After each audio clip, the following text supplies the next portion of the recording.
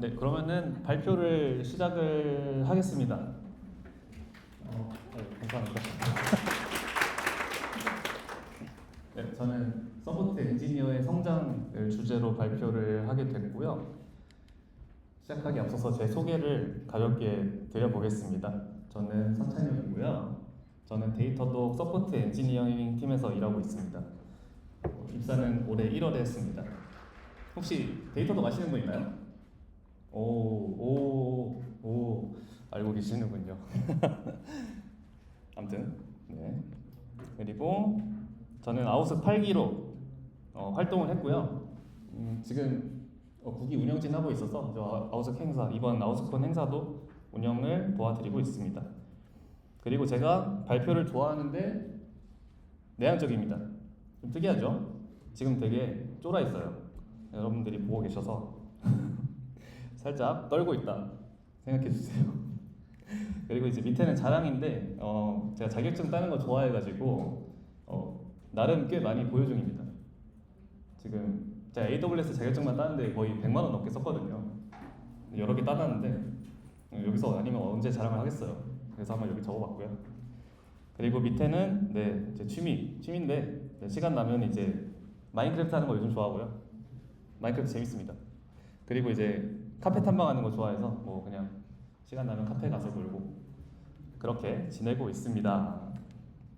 오늘의 목차인데요. 일단은 네, 서포트 엔지니어링이 뭔지 좀 설명을 하고 그 다음에 이제 성장을 키워드로 이번 그로스가 키워드니까 성장을 키워드로 제가 겪었던 경험들로 제가 성장했던 것들 몇 가지를 소개해 드리려고 합니다. 네, 그러면 먼저 이제 소프트 엔지니어링이 뭔지부터 알아야겠죠? 그래서 뭔지부터 좀 보도록 하겠습니다. 혹시 소프트 엔지니어링을 들어보셨을까요? 한번 조사를 해볼게요. 서포트 직무가 뭔지 들어봤다 하시는 분? 오, 진짜 없다. 큰일 났다.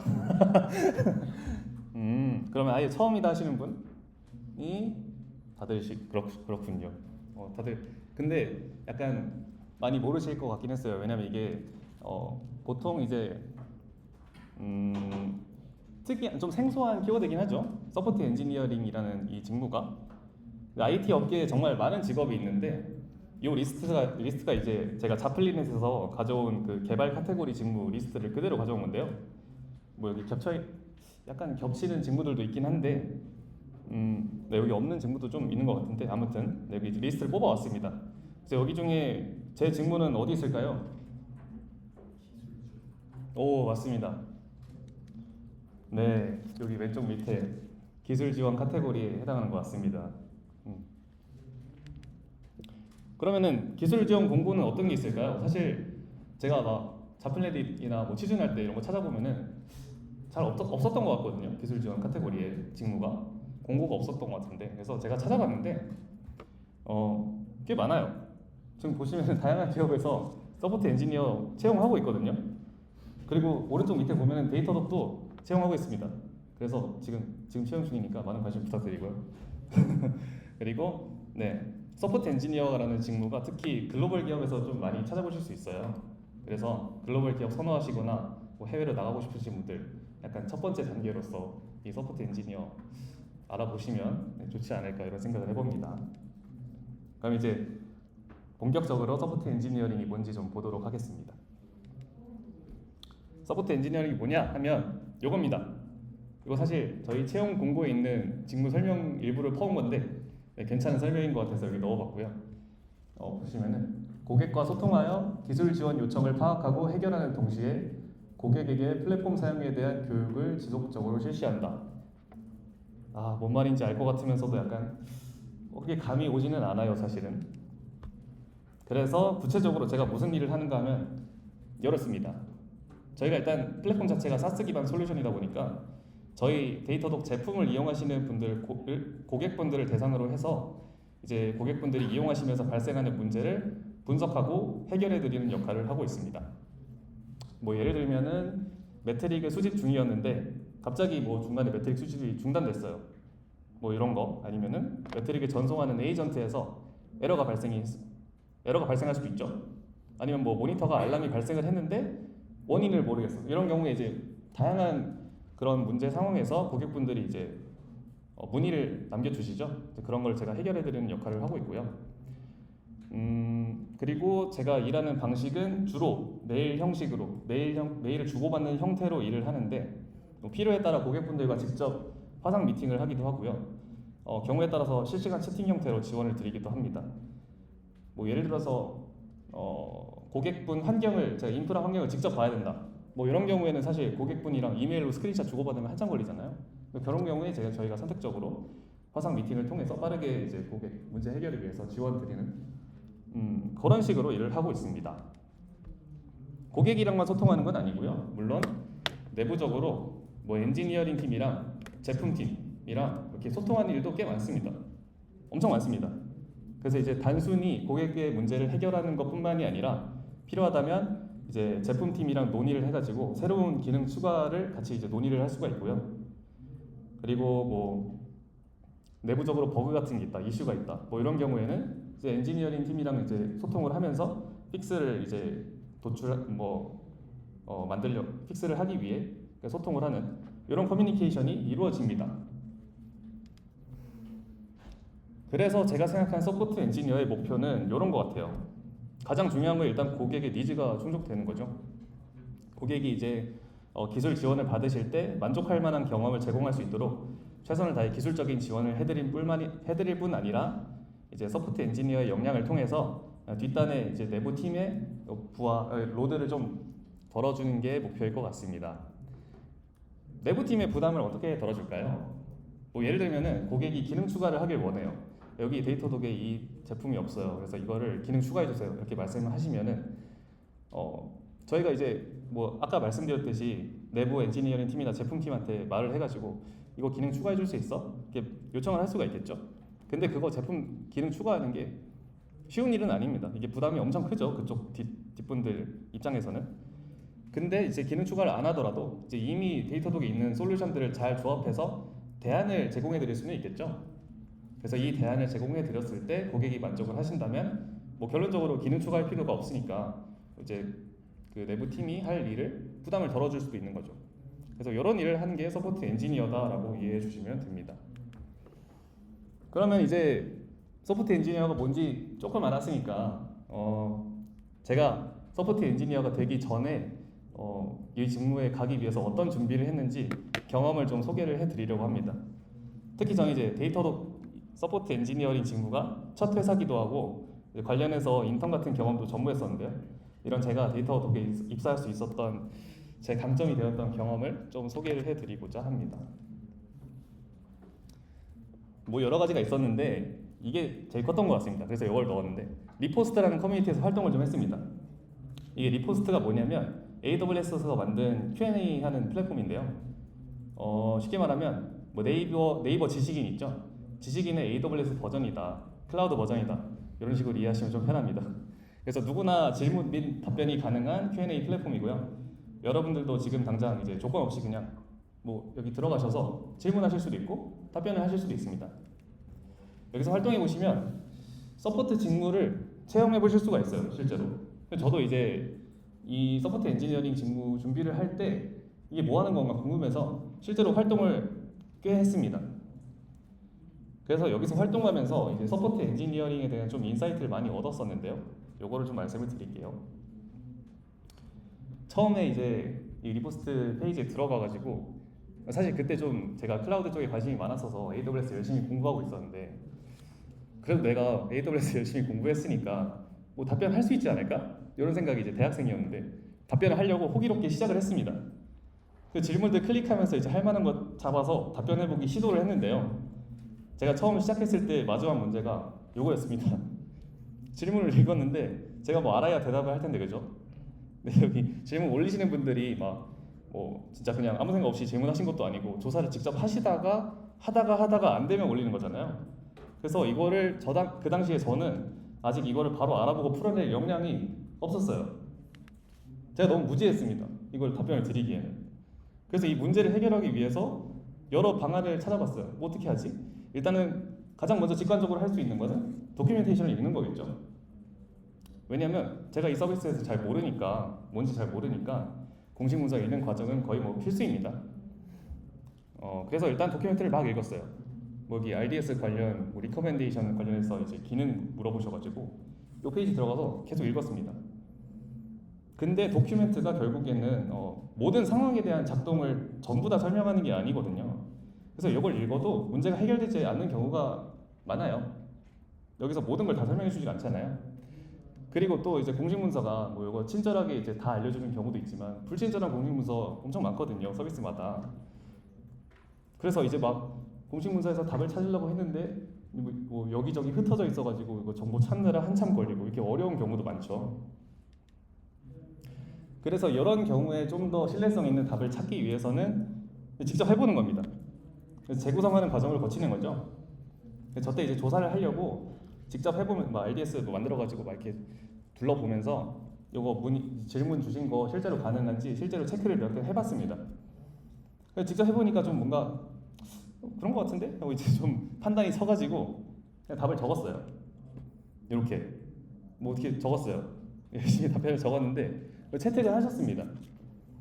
제가 조사 시작하기부터 답변을 내놓기까지 한 3시간은 걸린 것 같아요. 저희 문제가 사실 이때 채택은 됐는데 제가 이 답변에 대한 확신이 없었어요. 이게 제가 답변을 적었지만 100%는 아니었습니다. 뭐 테스트를 해서 신뢰성을 올리긴 했는데 제가 이제 테스트를 진행한 환경이 고객분의 환경이랑 100% 같다는 보장도 없었습니다. 그때는. 예를 들어서 저는 뭐 AP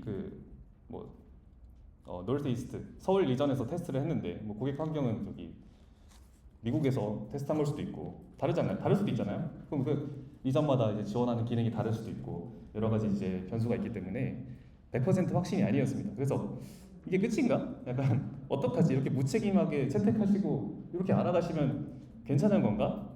이런 생각을 한 채로 살고 있었어요. 근데 이제 나중에 알림 써서 보니까 어떤 분이 이제 제 거를 리뷰를 하셨더라고요. 이제 리포스트 커뮤니티가 이런 기능이 있어요. 답변을 리뷰해 주시는 이런 엑스퍼트 분들이 계신데 이렇게 답변을 검토하는 기능이 있습니다. 그래서 이때 검토를 받으니까 딱 드는 생각이 좀 마음이 놓이더라고요. 내가 답변한 게 맞았구나. 그제서야 이제 이런 생각이 들었습니다. 그래서 이런 거 보니까 이제 제가 깨달은 것들이 요겁니다. 조사에 대한 반복론에 대해서 이렇게 단계를 세웠어요. 일단 공식 문서를 통해서 조사하기. 공식 문서를 인용하면서 답변을 드리면 좀 신뢰성이 올라간다. 그리고 직접 재구성을 통해 테스트하기. 이제 만약에 이게 뭐 정확하게 테스트가 되면은 신뢰성이 좀 더 올라가죠. 근데 이것까지 했는데 약간 애매한 거. 요거는 전문가의 검증을 받으면은 그제서야 신뢰성 있는 답변이 된다. 이런 워크플로우를 나름 세웠습니다. 그래서 뭐 이렇게 채택을 받으니까 기분이 좋아요. 사실 채택 받으면은 뭔가 이거 이력서에도 쓸 수 있을 것 같고 그래가지고 계속 활동을 하다 보니까 점점 채택이 욕심이 생겼습니다. 근데 또 문제가 생겼어요. 제가 막 아까 말씀드렸는데 하나 조사하는데 3시간 걸렸거든요. 그래서 3시간 잡아서 막 열심히 조사해서 답변을 적었는데 그 사이에 이미 다른 사람이 이 답변을 적어가지고 채택까지 받아버린 거예요. 제가 뭐 돈 받고 일하는 것도 아닌데 제가 이게 시간 투자해서 이렇게 하는 건데 뭐 아무도 읽지 않을 답변을 이렇게 쓰고 있자니 너무 아깝잖아요. 마음도 아프고. 그래가지고 이 속도 이슈를 좀 개선하기 위한 방법을 찾아봤는데 일단은 뺏겨오는 겁니다. 이제 첫 번째 방법으로는 비슷한 질문을 찾아가지고 답변을 복사하는 겁니다. 처음에 이게 좀 양심 없다고 생각했는데 지금 생각해보면 전혀 양심 없는 게 아니에요.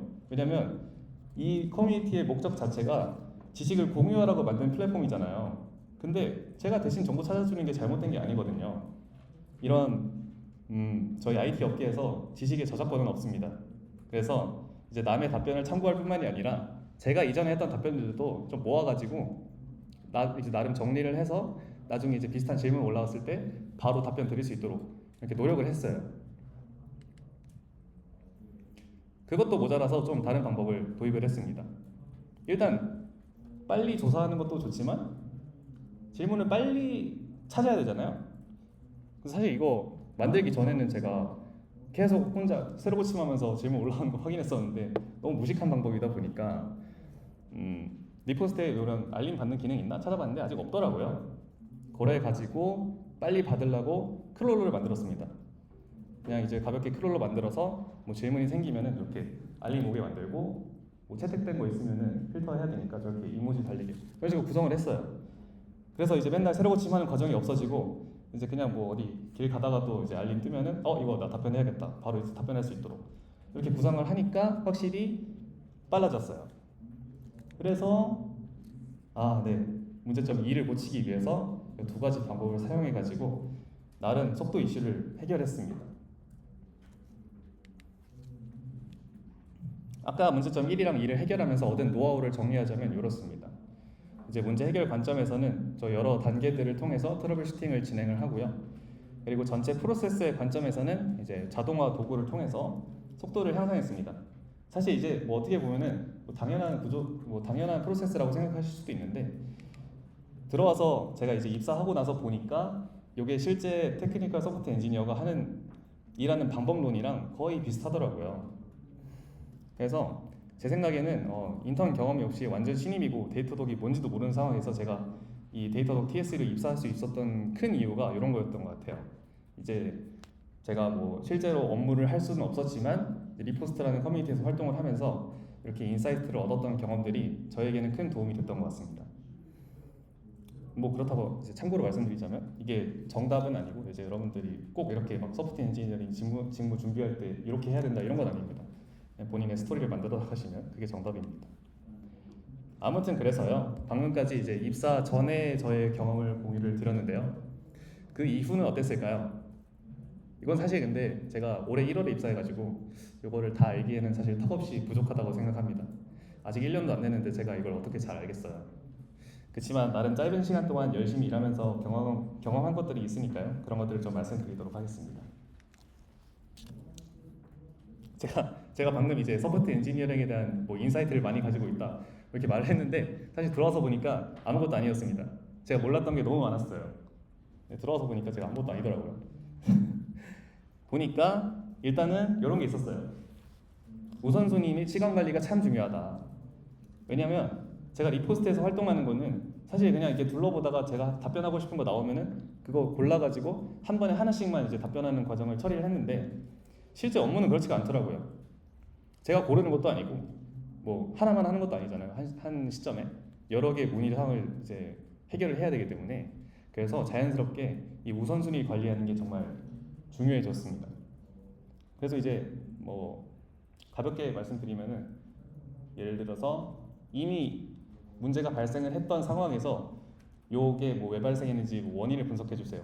이런 거는 당장의 지금 온고잉 이슈가 아니잖아요. 나중에 이제 뭐랄까요? 일어나고 나서 조사를 하는 거니까 그래도 제너럴 이슈 조금 우선순위가 덜하다 이렇게 생각을 할 수도 있고 근데 만약에 지금 뭐 이슈가 일어나고 있어서 요거 때문에 뭐 에이전트 에러가 나서 거기 서비스가 뭐 영향이 생겼어요. 뭐 죽었어요.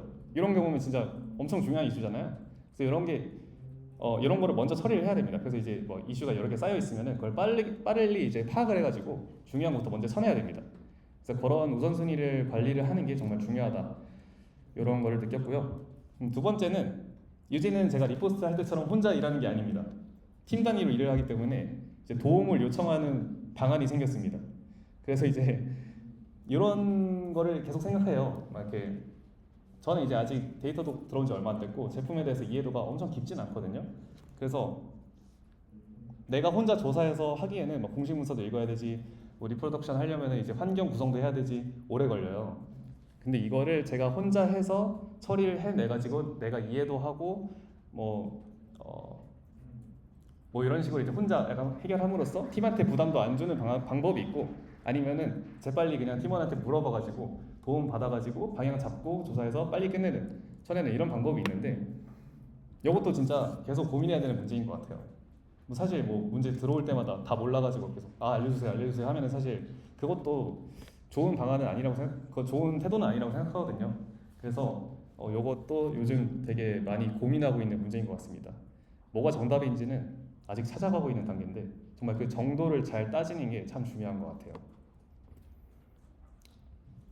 그리고 제가 느낀 서포트 엔지니어의 중요한 목표는 고객의 니즈 충족인데요. PPT가 업데이트가 되지 않았지만 괜찮습니다.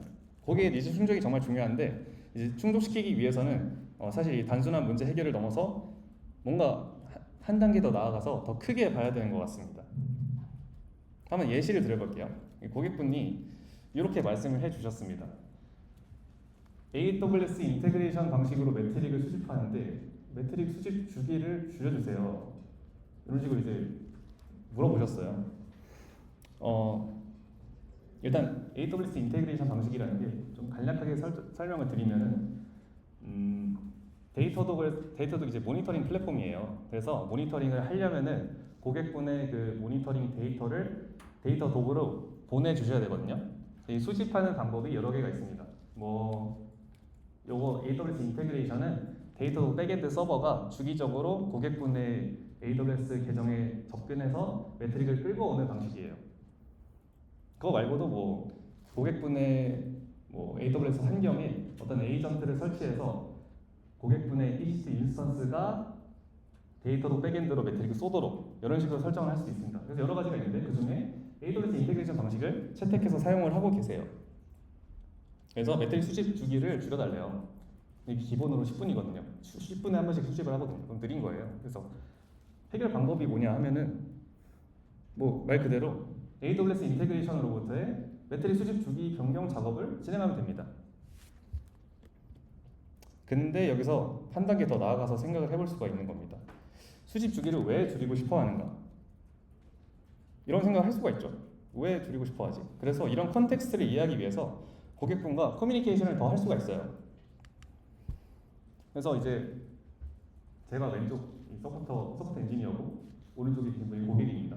그래서 일단 이렇게 물어볼 수가 있을 것 같아요. 왜 수집 주기를 줄이시나요? 물어보니까 모니터링 하는데 수집 주기가 너무 느려서 모니터 알람을 늦게 받아요. 10분마다 한 번씩 끌고 와가지고.